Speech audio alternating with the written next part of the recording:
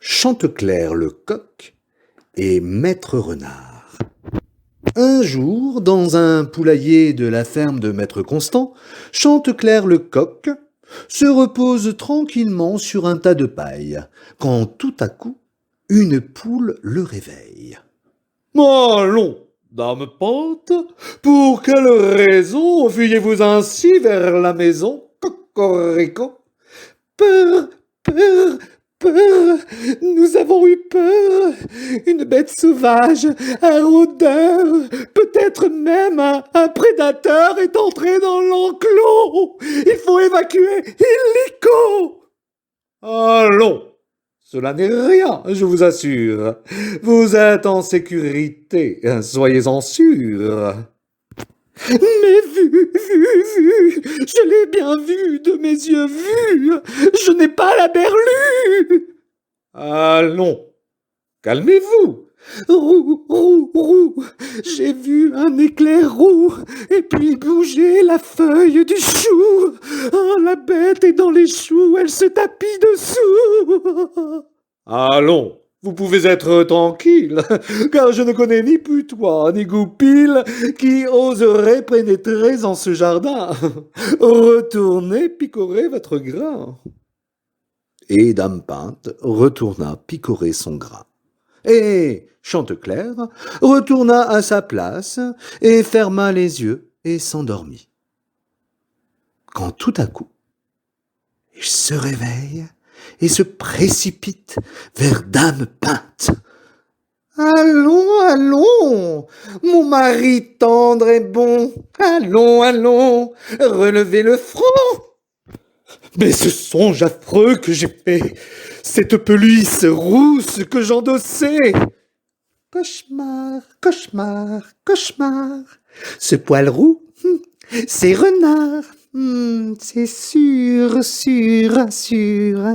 Les pointes sont ses dents dures. Croc, croc.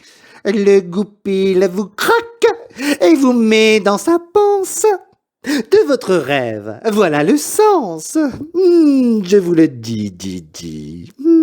Il est sûr qu'avant midi, Renard sortira des choux, chouchou, et nous enlèvera à nous.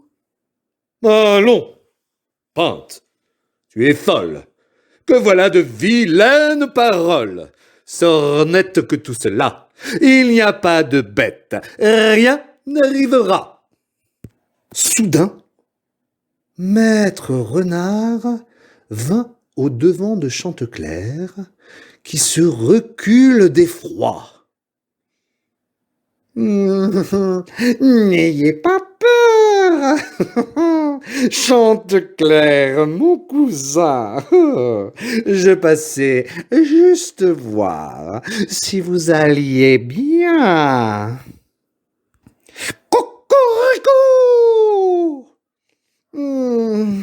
Vous souvenez-vous de Chanteclair, votre père qui chantait si bien?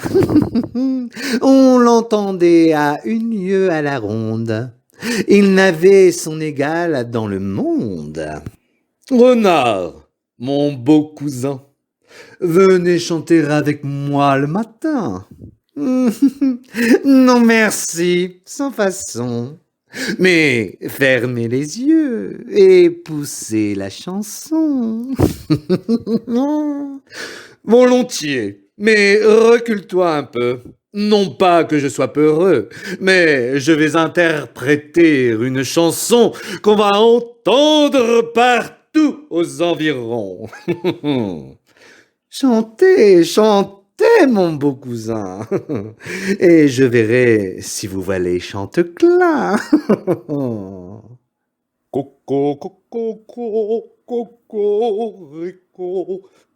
Ou je suis dur de la faille, ou Chanteclair est bien mort, et lui était un vrai stentor. Chanteclair se met à chanter de plus en plus fort en fermant les yeux, et Renard en profite pour l'assommer. Fou, Oh, il fallait m'écouter, mon époux. Hélas, hélas, hélas, le malheur me terrasse. Après tout ce vacarme, Maître Constant, le propriétaire de la ferme, vient voir ce qu'il se passe. Et il voit le renard tenter de voler son coq.